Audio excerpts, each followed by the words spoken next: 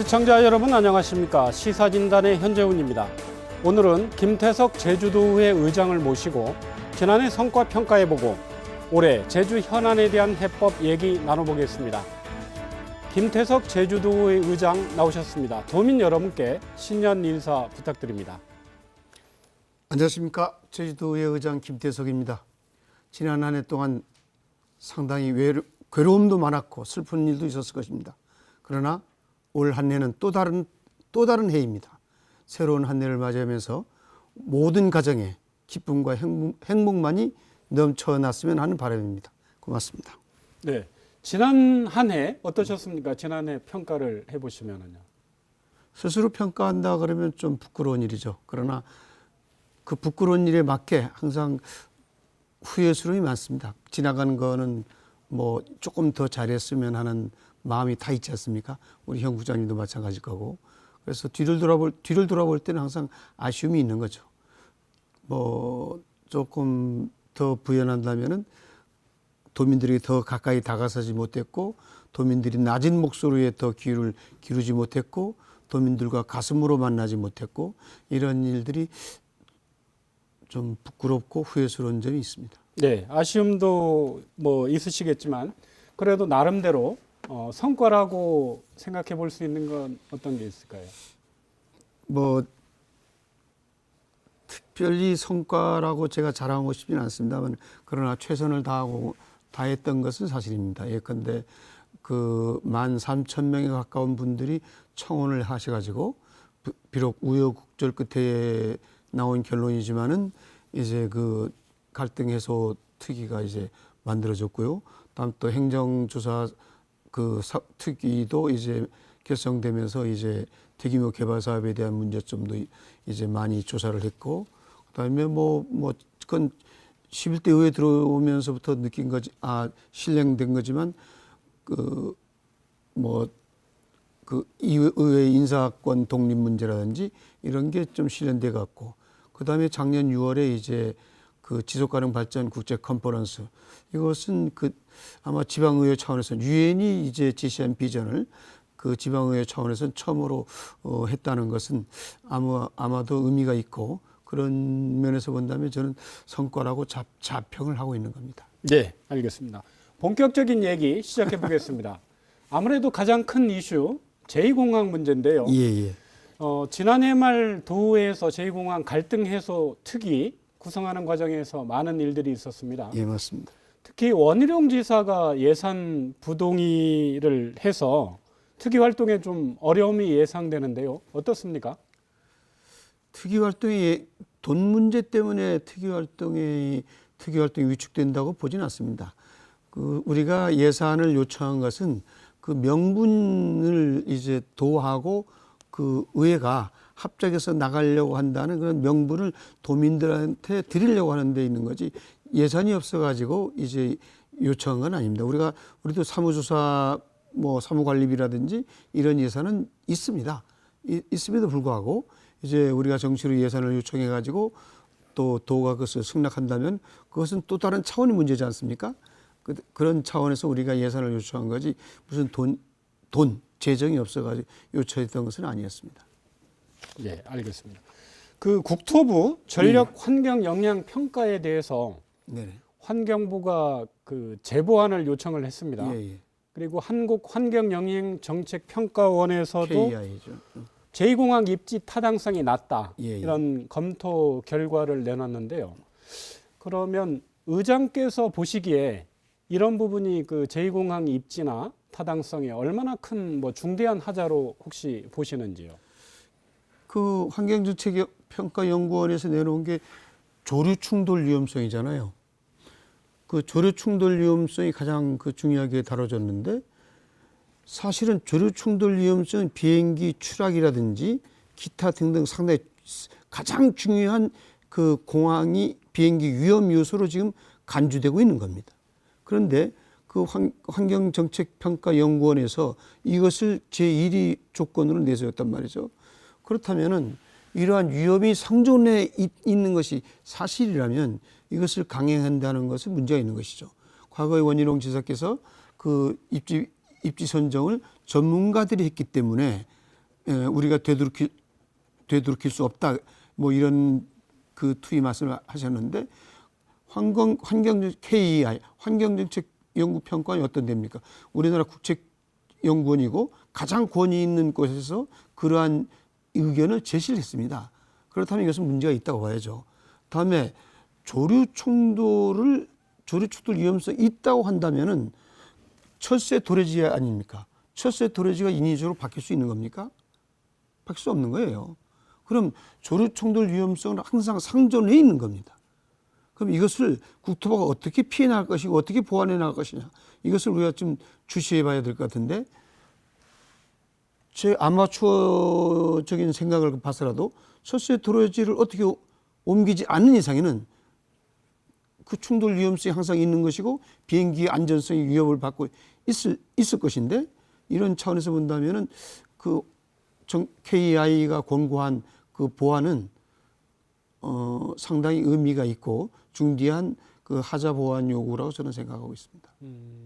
그 정도 그럼 심각한 그 중대한 하자면 철새 도래지를 옮기거나 아니면 제2공항 후보지를 옮기거나, 예, 둘 다 양립할 수는 없다는. 그렇죠. 왜냐면은 그 아까 우리 현 국장님께서도 입지 타당성이 좀 낮다고 이야기한 게 그 국가 간 기관 간이 문제잖아요. 상당히 저는 온건한 표현을 썼다고 생각해요. 입지 타당성이 없다 이렇게 표현해야 될 건데, 그 다음에 또 조류 충돌 위험성은 아까도 얘기했지만은 철새 도래지란 건 자연적 그 생태계 때문에 온 겁니다. 그 생태계가 변화되지 않는 이상에는 그 철새는 항상 오게 돼 있어요. 그럼 생태계 변화를 인간이 어떻게 그걸 조절하겠어요? 그런 차원에서 우리가 접근해서 본다면은 양자는 서로 양립할 수 있겠습니까? 양자가? 철새들은 항상 오고 비행기들은 항상 뜬다면 그 위험성은 항상 상존해 있는 건데, 양자가 서로 이해할 수 없는 우리 아마추어 입장에서 봐서도 저는 그런 생각을 하고 있어요. 예. 국토부 뭐 당초에는 지난해 말 네. 그 제2공항 기본계획 고시 네. 예고는 됐었는데 어쨌거나 올해로 미뤄졌습니다. 예. 그렇다고 뭐 정부가 제2공항 포기한 건 아니고요. 예. 그 제2공항 특위 운영하시면서 예. 민주당 중앙당 예. 그리고 청와대 쪽에 기본계획 고시 중단 등을 포함한 서너 가지를 요청을 했는데, 네. 그거에 대해서 뭐 지금까지 가시적인 뭐 답변이 나온 게 있습니까? 가시적인 답변이라고 아까 국가기관이라고 제가 말씀드렸는데, 국가기관이 자기가 이렇게 하겠다고 해놓고 그것을 어느 한 위원회가 포기하라, 연기하라 했다고 해서 그걸 선뜻 받아들일 수 있는 그런 기관은 없습니다. 다만 우리가 지금 그 초점을 맞추고 싶은 것은 작년 2월에 당정협의회 때 도민들의 의견을 수렴하면 도민들의 의견을 존중하겠다는 거에 저는 포커스를 맞추고 싶어요. 즉 우리 박원철 위원장께서 위원들하고 국토부라든지 청와대 담당관, 다음에 또 비서관, 행정관, 다음에 또 우리 그 당 측에 있는 요로의 그 우리 의견을 전달했는데, 저는 국토부가 연기하겠다는 말을 못 하거든요. 다른 쪽에서는 다 공감을 한 걸로 제가 알고 있습니다. 심정적으로는. 그런데 국토부가 명시적으로 그걸 연계하겠다 해버리면은 자기 잘못을 뒤집어 버리는 건데, 자기 잘못을 인정해 버리는 건데, 과연 그런 국가기관이 난 존재한다고 볼 수 없고요. 그 아마 완곡하게 그렇게 표현되지 않았나 그런 생각을 합니다. 네. 원지사께서는 저희들 신년 대담에서도 제2공항 공론화 반대 입장, 예. 그리고 정상적인 추진, 예. 이 두 가지를 다시 그 확인을 해주셨는데요. 원지사의 스탠스는 바뀐 거는 없는데 이 부분 어떻게 평가하십니까? 아쉽죠, 참으로.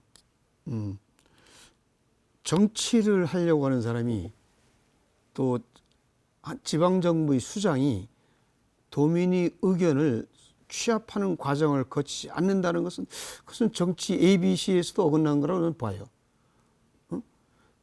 정치 대통령을 하려는 사람은 국민의 의견을 수렴해야 되고 지방정부의 수장은 지방 그 지역이 의견을 수렴해야 되는 게 맞다고 봅니다. 저희 정치 철학은 그래요. 그렇다면은 지금 전문가가 선정한 꽃이라 가서 이것은 안 된다. 도민이 여론 수렴에 대해 이걸로 갖고서는 할 수 없다.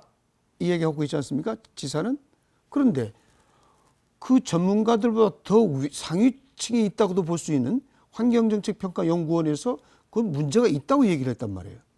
그러면 제가 지사라면은 이것을 핑계로 대가지고 국책연구기관에서도 문제가 있다고 하니 한번 도민들의 의견을 들어볼 필요도 있겠다. 그래서 한 발짝 물러서는 게 정치 아니에요? 자기 의견만 주장하는 건 정치가 아니에요. 그건 독선입니다. 도민들의 의견이 70% 이상이 공론화를 주장하고 갈등 해소를 주장한다면은 그거를 받아들이는 게 정치가 가야 갈 방향이고 정치인이 해야 될 역할입니다. 원희룡 지사는 그거 스스로 포기하고 있잖아요. 오로지 마이웨이를 가고 있어요. 국회의원 3선 하신 분이 국회 정치 본인이 의회주의자라고 얘기하는 분이 의회주의자가 뭐예요? 대화와 타협 아닙니까? 대화와 타협을 스스로 포기하는 그런 정치는 나는 하지 않기를 바라요. 어쨌거나 올해도 제2공항 둘러싼 갈등, 논란 계속 벌어질 텐데요. 지금 도후에 제2공항 특위의 역할과 더불어서 올해 제2공항은 좀 어떻게 전개될 것 같다. 전망의 말씀 좀 부탁합니다. 저는 전망이라기보다는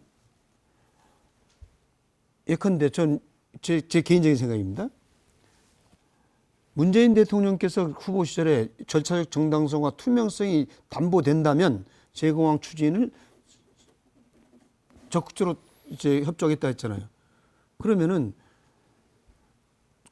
국토부가 강행을 한다고 이 공론화가 안 나와가지고 국토부가 강행을 한다 하더라도 저기 지역 주민들이 강정마을처럼 강력하게 반대를 했을 때 추진할 수 있을까요? 절차적 정당성과 투명성이 담보되지 않았는데 공권력이 투입될 수 있을까요? 박근혜 이명박 정부 때처럼 공권력이 투입돼서 강제 해산 못 시킵니다. 그건 제가 단언해요. 그렇다면은 결국은 문재인 정부 시절은 불가능하다고 저는 판단이 되는데 저는 이럴 바에는 차라리 도민이 자기 결정권을 위임해서 자기 결정권에 그래서 그 갈등을 해소함으로 인해서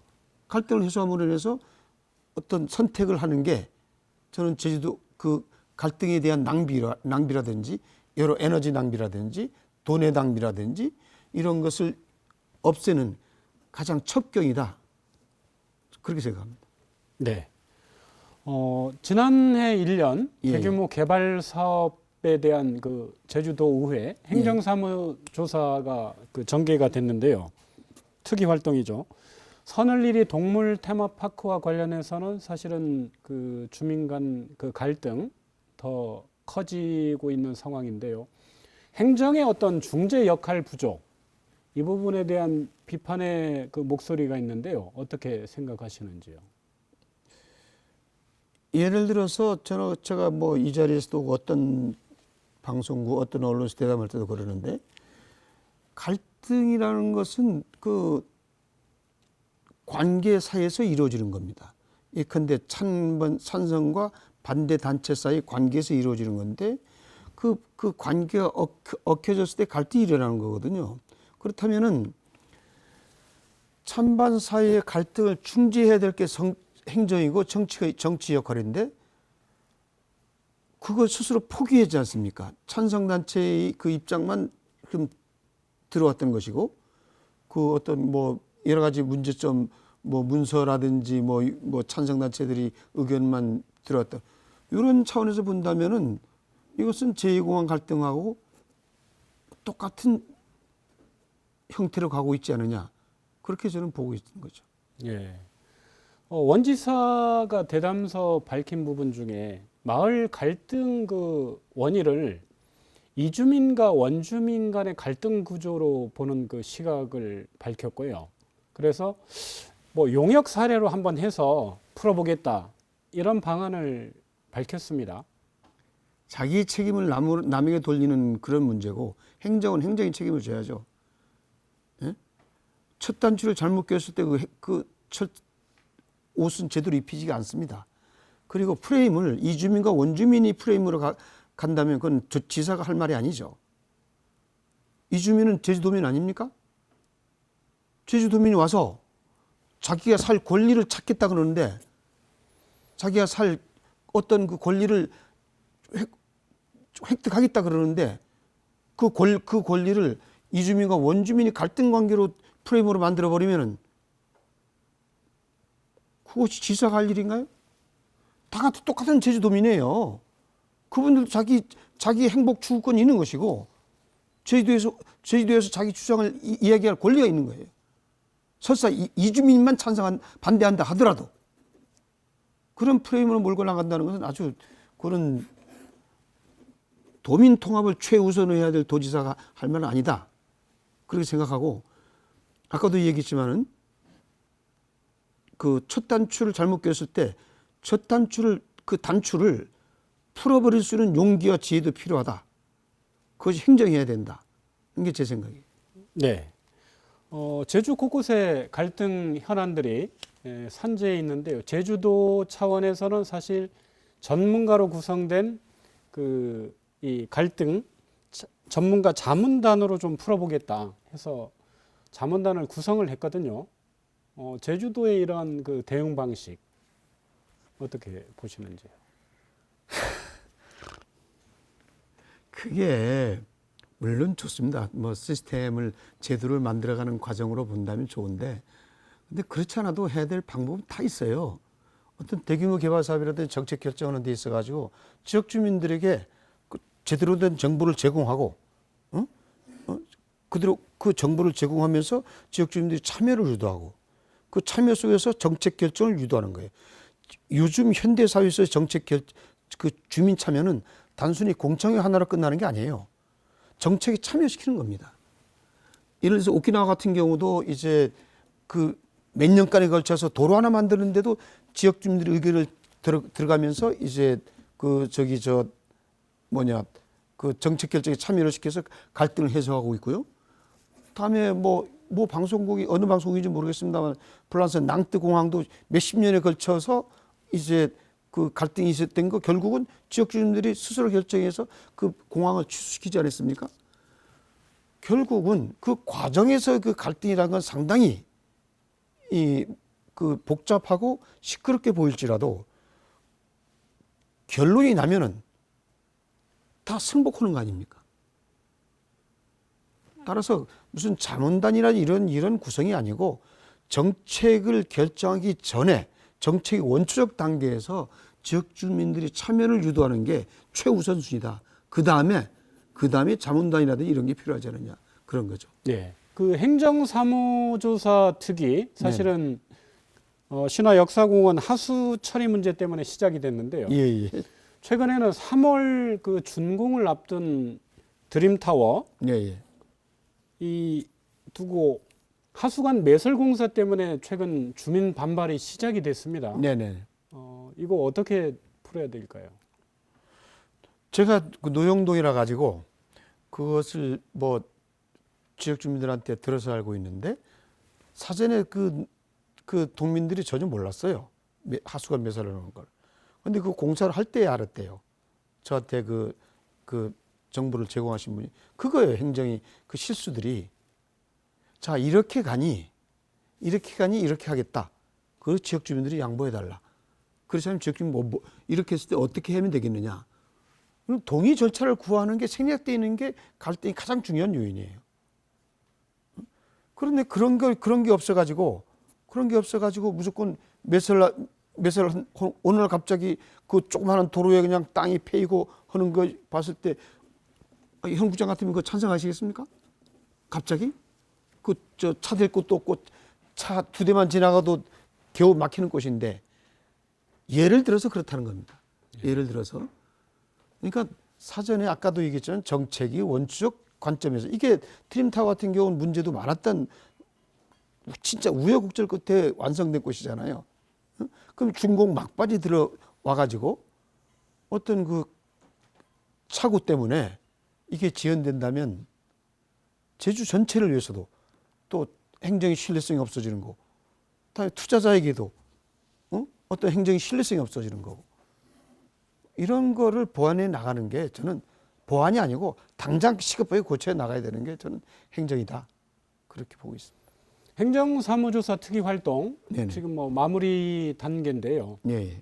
결과가 언제쯤 좀 발표되고 혹시 사안에 따라서 그 관련자에 대한 어떤 그 수사 의뢰, 문책 요구 이런 부분도 처음에 예상이 되는 겁니까? 예상은 하고 있지만 그럴 거라고는 보이지 않고요. 아직까지 제가 최종적으로 보고는 안 됐습니다. 최종적으로 보고는 안 되기 때문에, 그럼에도 불구하고 한 1년간 이상봉 위원장을 중심으로 해서 열심히 했었던 건 우리가 인정을 해줘야 됩니다.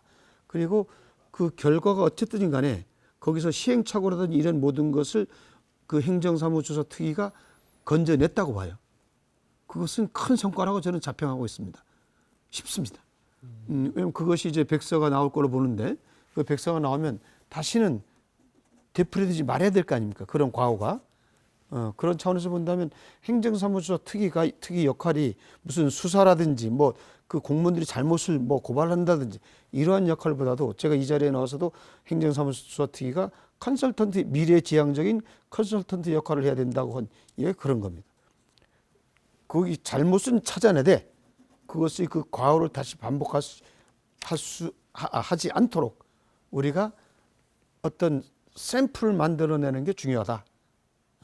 그런 차원에서 본다면 행정사무소서 특위는 진짜 1년간 고생하고 수고했다는 말씀을 이 자리에서 드리고 싶습니다. 예, 알겠습니다. 제주도의회 유일무이한 제주 지역 대의기관입니다. 예. 명칠상부한 예. 대의기관 역할 부분 얘기 나눠보겠습니다. 제2공항 갈등 해소 특위 구성 과정에서 참 말이 많았습니다. 예. 그 갈등도 많았습니다. 일도 많이 있었고요. 입장과 더불어서 그 특위 구성 과정에 평가해 주시면은요. 말씀을 드리고 싶은 게 있습니다. 그 제주도청은 도지사를 정점으로 하는 관료제 조직입니다. 지사의 명령은 일사불란하게 이루어집니다. 그러나 도의회는 의장인 나나 그리고 재선 의원들이나 초선 의원들도 다 똑같이 43명의 의원들이 수평적 조직입니다. 그러니까 명령 치위 계통이 아니고 조화, 통일, 의견 교환이 관계라는 데 있는 거죠. 그리고 이번 제2공항 부분이 있어가지고는 그 지역 주민들 의견이 지역구 의원들하고 의원들에게 상당히 강경하게 전달된 거로 저는 미루어 짐작하고 있습니다. 그러면 그 지역구 의원들은 지역의 의견을 대변하는 사람들이기 때문에 그것을 피할 수 없다고 봐요. 그것이 찬성이든 반대든 간에. 그래서 저는 그런 차원에서 본다면 그 지역구 의원들이 의견을 존중합니다. 그럼에도 불구하고 그 갈등 해소 특위가 청원을 받아들였고, 다음에 갈등 해소 특위가 이제 그 우여곡절 끝에 산곡 끝에 이제 옥동자가 잉태되었다고 저는 자부하고 있습니다. 예, 이젠 제주도 의회 다수당이 민주당 얘기입니다. 예. 다수당이죠. 도민들의 많은 기대 속에 그 출범을 했습니다. 예. 과정에서는 또 실망스러운 모습도 보여줬고요. 이 제주도 의회 민주당에 대한 평가는요? 예. 냉정하게 이야기한다면은 민주당에 대한 평가를 제수로 내린다면 저는 51점을 주고 싶습니다. 예, 51점을 주고 싶고, 근데 그나마 그 과정에서 상당히 노력했다는 평가는 저는 내리고 싶어요. 제가 노력했다는 게 아니고 의원들 한 분 한 분이 상당히 노력하지 않았느냐. 그 부분은 무슨 말씀이냐면은 지금 11대 의회 들어가지고 조례 발의율이라든지 조례 제정이 10대 의회에 비해서 약 100% 이상이에요. 배 이상이 그 조례 발의 조례 제정 건수가 발의됐습니다. 그리고 초선 의원들이 상당히 열정적으로 활동하고 있습니다. 물론 뭐 타당 의원들도 하고 있지만 대다수의 초선 의원들이 이제 민주당 의원들이기 때문에 그렇기 때문에 저는 그 뭐 지역구 의원인 경우는 초선 의원 중에서는 강청룡 의원밖에 없잖아요. 나머지는 다 비례대표고. 그래서 이런 차원에서 본다면 민주당 의원들이 그 제가 내리는 평가는 51점이지만 그 초선 의원이 어떤 열정이라든지 이런 거에 대한 평가는 뭐 A학점이지 않느냐, 저는 그런 생각을 하고 있습니다.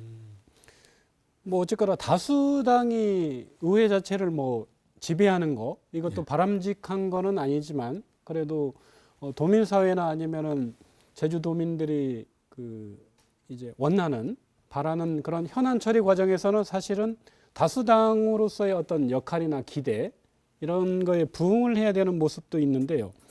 이 지난 과정에서의 그 민주당 당내 분열 이 부분에 대한 그 비판적인 목소리 어떻게 그러니까 당내 보십니까? 분열도 아까 그와 똑같은 모습은 예컨대 이제 관리보존지역 조례 부결이라든지 그다음에 행정사무소 특기 1차 부결이라든지 이런 거에 있어 가지고 아까 그런 프레임에 갇혀 가지고 부결되고 했다는 거죠. 아까 제가 제 스스로 51점이라고 얘기한 것은 그 관리보존지역 조례 부결입니다. 그것은 제주도민이 권익을 상당히 몇 단계 업그레이드 있는 그런 조례임에도 불구하고 제2공항 프레임에 갇혀가지고 그 지역구 의원이라든지 다음에 또 그 이제 다른 의원들이 이제 타당 의원이라든지 교육위원들이 반대해서 부결됐지 않습니까? 우리 민주당 의원들은 대다수가 찬성을 했어요. 그러니까 그런 차원에서 본다면 의회가 51점이라는 거예요. 민주당 의원들이 대다수가 찬성해서 관리보존지역 조례가 부결되는 건 아니지 않습니까? 그러니까 그런 차원에서 우리가 한번 그 봐주셨으면 하는 바람이고요. 그다음에 이제 그 민주당이 다수당이라는데 다수당이 모든 걸 할 수 있는 구조가 아닙니다. 뭐 얼마 전에도 얘기했지만 그 시설관리공단 조례 뭐 제가 상정 보류하니까 당장 반격이 들어오고 있지 않습니까? 그런 차원에서 본다면 우리는 의회는 협의기구지 뭐 어떤 그 앞으로 나가자는 그런 기구는 아니에요. 예. 조례안 언급이 됐으니까요. 제주 시설공단 설립 조례안. 막바로 그거 나오시는 거예요? 지난해 그 당초에는 상임위에 두 차례 회부를 안 시켰고 예. 지난해 연말에는 상임위를 뭐 물론 부대 조건은 달렸지만 상임위를 통과한 조례안을 또 본회의장에서 직권 상정 보류시켰습니다. 예. 이유가 어디에 있습니까?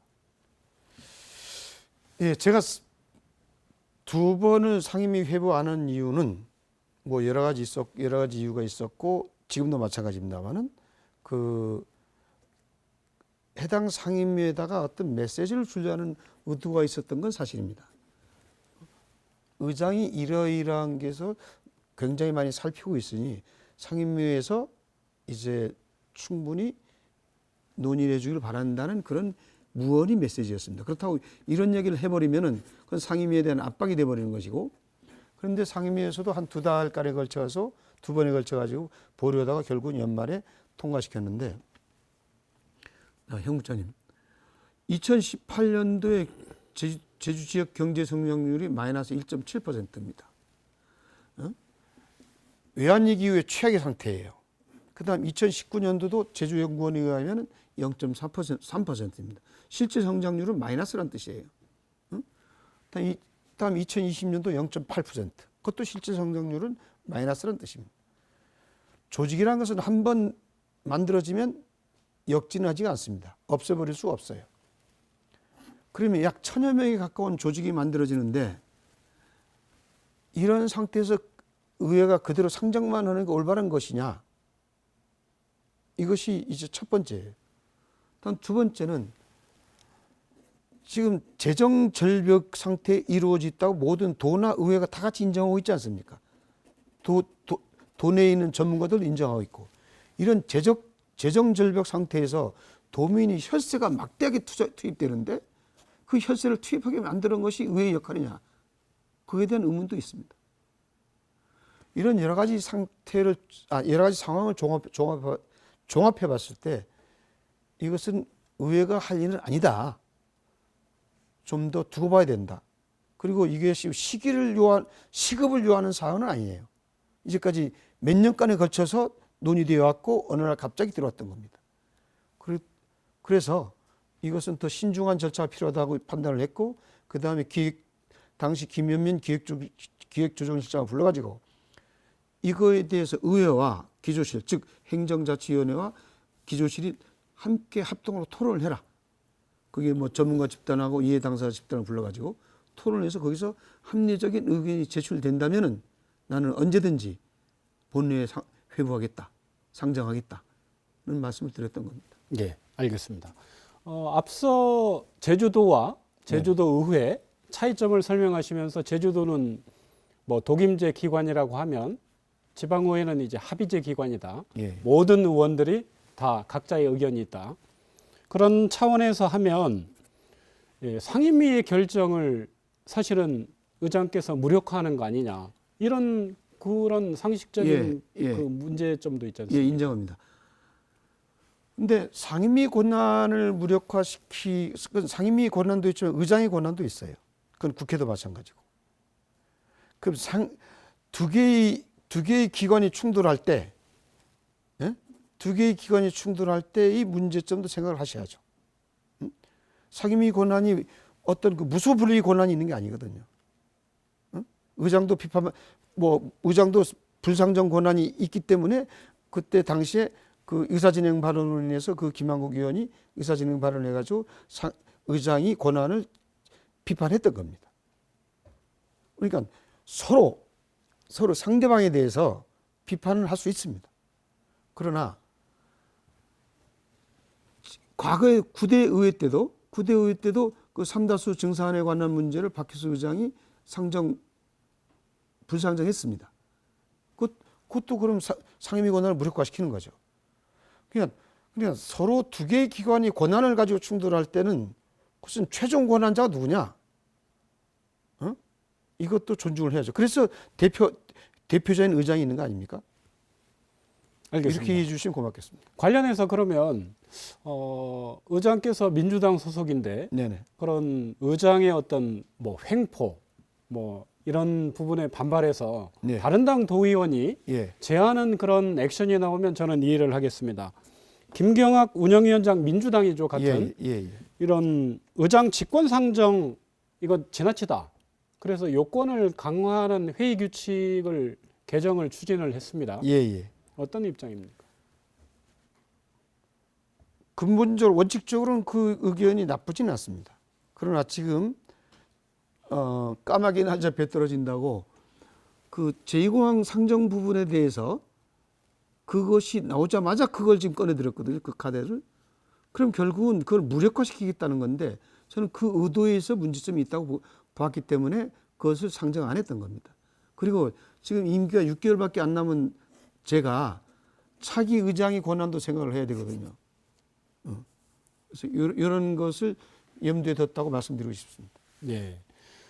제주도와 제주도 의회 출범 당시에는 협치, 제주형 협치 그리고 상설 정책 협의회 가동해서 서로 잘 협력을 해나가겠다 이렇게 밝히셨습니다. 근데 중간 과정에서 사실은 잘 된 게 거의 기억이 없습니다. 나지 않습니다. 하나도 없어요. 예. 제주도와 대의기관인 제주도 의회 협치 불가능한 겁니까? 언제든지 가능합니다. 저는. 과거 작년에 제가 폐회사 때도 상설정책협의회를 하자고 도지사에게 제안을 했습니다.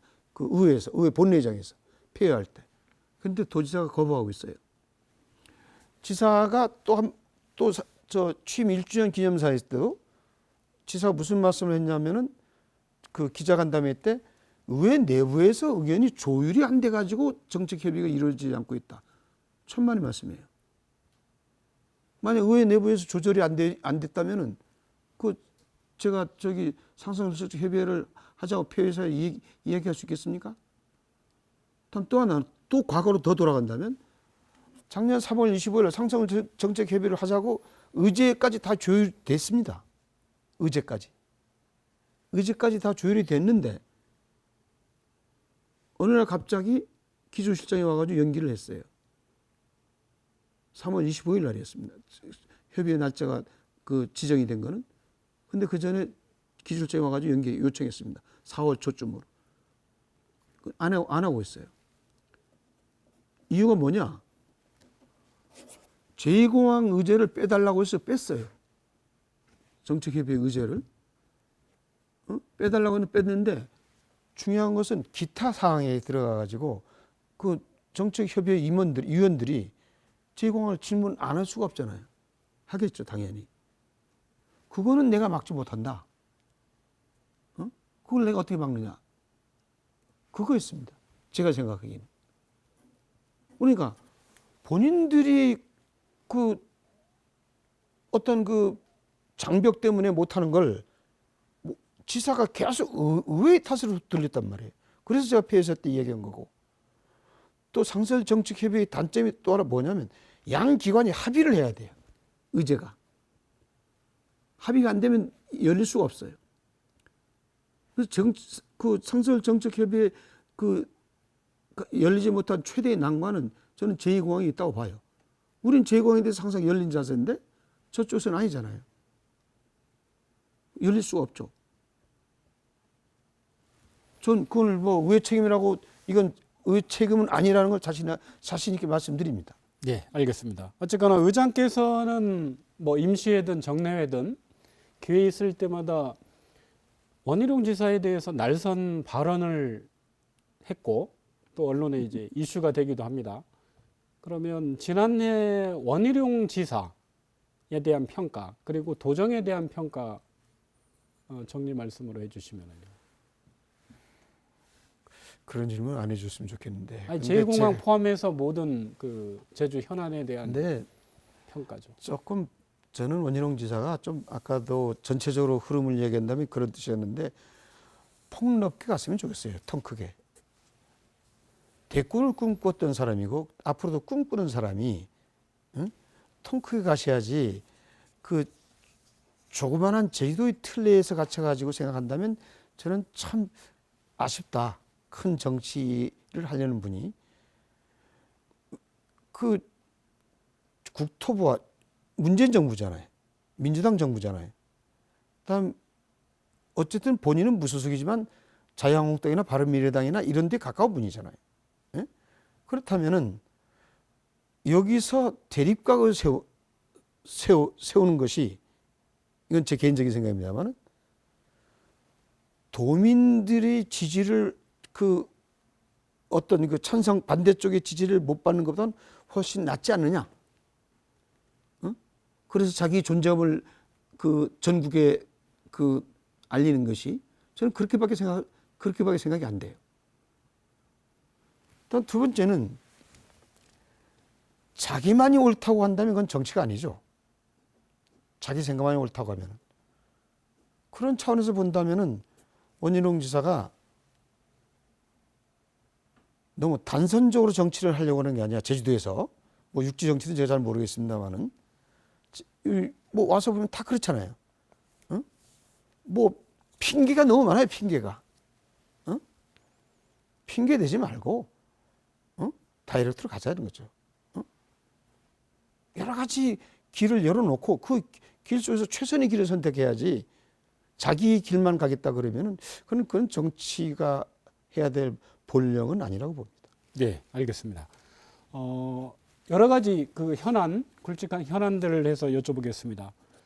초고층 빌딩 드림타워 네. 3월에 준공되는데요. 예. 도민들의 관심사 어쨌거나 카지노 시설이 과연 그 들어갈 수 있는지 제주도에서는 그 카지노 역량 평가에 의해서 뭐 위원회 구성해서 평가를 해서 이제 이전 허가를 할지 말지 이렇게 이제 한다고 하는데요. 어떻게 드림타워 빌딩에 그 외국인 전용 카지노, 대형 카지노 뭐 해줘야 된다고 생각하십니까? 아니면 해줘야 된다고 생각합니까? 말해야 된다고 생각합니까? 그런 이분적인 질문은 이분적인 질문에 제가 대답하고 싶지는 않고요. 자, 행정 절차가 진행 중인 겁니다. 이거는 오라강강단지도 마찬가지고 이건 해야 되느냐 말아야 되는 문제가 아니에요. 이미 준공 앞두고 있는 시점이 있습니다. 그리고 거기 위락 시설도 다 그 설계도에 다 돼 있어요. 응? 그 할 때. 그리고 변경 허가도 다 받았습니다. 2015년. 하여튼 몇 년도인가 변경 허가도 드림타워에 다 받았어요. 그럼 변경 허가를 다 해주고 다 한 상태에서 카지노 허가를 안 해준다? 물론 그 영향평가제위원회에서 그 카지노 영향평가제위원회에서 불허 판정을 내린다면은 지사는 책임을 회피해서 주겠죠. 하지만 그 파장은 누가 져야 됩니까? 준공 허가라든지 아니 그 건축 허가라든지 이런 모든 과정을 허가해준 행정이 책임져야 될 거 아닙니까? 이것은 또 다른 문제예요. 투자 유치 문제라든지 대외 신인도 문제라든지 이런 신뢰성 위기가 올 수 있어요. 이것을 방치해서는 안 되지 않습니까? 그러면 카지노를 허가라는 뜻이 아니에요. 만약에 지사의 포지션이 지금이 포지션이라면 처음부터 하지 말았어야 되죠. 그러면 어쨌거나 이제 그 말씀을 거꾸로 뒤집으면 맨 처음에 건축허가 신청 당시에 카지노 위락 시설이라고 명시를 했고 예. 이제 준공을 앞둔 시기인데 제주도는 사실은 카지노 영향평가 위원회 구성해서 하겠다. 그러면 카지노 영향평가와 관련된 조례 그리고 위원회 운영 이 자체가 전혀 무용지물이 되는 상황도 있을 수 있다. 아닙니다. 그러니까 아까도 말씀드린 건데 그 카지노 영향평가위원회에서 불허 결정을 내리면은 못하는 거죠. 응? 그건 뭐 그러니까 제가 말씀드렸잖아요. 지사가 지금의 포지션에서 과거를 바라본다면 그 처음부터 건축허가를 하지 말아야죠. 재허가를 그 건축허가는 우지사 때 했으니까 그 다음에 두 번째 다시 또 재건축을 해주지 않았습니까? 그 다음에 영업 변경 허가를 해줬어요. 내가 정확한 연도는 모르겠는데 여기 와서도 한번 내가 말씀드린 것 같은데 그럼 영업 변경 허가를 해줬으면은 그것은 소위 신의성실의 원칙에 부합돼야 될 거 아닙니까? 신뢰 보유 원칙에도 부합돼야 될 것이고 우리가 민법, 형법에도 다 그런 게 있지 않습니까? 신의성실 원칙, 신뢰 보유 원칙. 내가 꼭 약속은 안 했지만 이것을 해줌으로써 그거에 따른 부수적인 건 해줘야 된다는 그러한 신뢰가 형성돼 있는 거죠. 예, 알겠습니다. 외국인 전용 카지노 네네. 현재 그 제주특별법상 그 매출액의 10% 이내에서 관광진흥기금 예. 제주도에 납부하고 있습니다. 네. 근데 연간 2조 원 매출의 그 면세점, 시내 면세점이죠 지금. 제주도에 뭐 관광진흥기금 전혀 납부 안 하고 있는데요. 물론 6단계 제도 개선에서 이제 실패를 했고 예. 7단계 다시 추진하고 있는데 최근에 그 신세계그룹 차원의 그 시내 면세점 제주 진출 공식화했는데 기존 그 면세점 2개 합친 것보다 더 규모가 크더라고요. 예. 이거는 어떻게 해야 됩니까? 제가 권한이 있다면 저는 불허하겠습니다. 만약 저한테 권한이 있다. 근데 그건 관세청의 문제이기 때문에, 예? 관세청의 문제이기 때문에 이제 제주도와는 별개의 문제라고 저는 생각하고 있습니다. 그러나 그것을 제재할 수 있는 방법은 여러 가지 있어요. 건축허가 문제라든지 용도 변경 문제라든지 그 제주도 할 수 있는 차원은 많은데 왜 제가 불허하느냐 하면은 지금 현재 2개의 면세점 행태를 봤을 때 저는 불허할 수밖에 없지 않겠느냐. 그러니까 허가의 인허가의 문제가 아닙니다. 인허가의 문제는 관세청의 문제이기 때문에. 근데 아까 우리 현재 국장께서 그 관광진흥 부과라든지 기여도 지금 중앙정부에서는 그 형평성의 문제를 들어가지고 안 하고 있잖아요. 근데 지금 제주도 같은 경우는 전혀 입장이 틀립니다. 그 육지부 면세점하고 그리고 또한 뭐 다른 데도 마찬가지 뭐 작은 차원에서 본다면은 뭐 마찬가지겠지만 지금 면세점이 저 롯데 면세점이라든지 신라 면세점 보면은 아침에 한번 봐보세요. 아침에 거기 저는 가끔 글로 걸어서 나오기 때문에 뭐 한 2, 300m 줄을 서요. 다음 자동차들이 쫙쫙 섰다가 빠지고 하지만 지역 주민들의 불편을 엄청 주거든요. 그러면 이런 거에 대한 사회화는 공생하려는 상생하려는 그런 그 철학이 없는 거죠. 기업이. 그 사회적 책임에 대한 문제. 이제 기업이 사회적 책임이라든 이거 상당히 좀 강조되는 시대에 와 있는데 그런 기업이 사회적 책임, 기업이 그 사회와 상생하려는 그런 그 철학 이런 것이 없는 기업을 우리가 받아들일 필요가 있느냐? 이런 근본적인 문제에 들어갑니다. 네. 지난해 말 또 때 아닌 물싸움 벌어졌습니다. 오리온 용암수 국내 시판 놓고 제주도하고 오리온 쪽의 입장이 좀 상충이 됐는데요. 네. 오리온 용암 해수 문제 어떻게 푸는 게 좀 바람직하겠습니까? 글쎄 저는 뭐 서로 상방이 다른 의견을 내놓으니까 한쪽은 허가를 안 해줘 국내 시판을 허용 안 했다. 한쪽은 했다. 이거 누구를 믿어야 되겠습니다. 저는 원현웅 지사를 믿고 싶습니다. 응? 공적인 관계고 공익적 기관이기 때문에. 하지만 민간 기업도 자기 감시 대상인 공공기관에다가 거짓말을 할 리는 없잖아요. 여기서부터 문제가 발생하고 있습니다. 그런데 또 보니까 구두로만 약속했다는 말이 나왔어요. 네? 이게 공기업과 사기업이 할 일이냐? 응? 아니잖아요.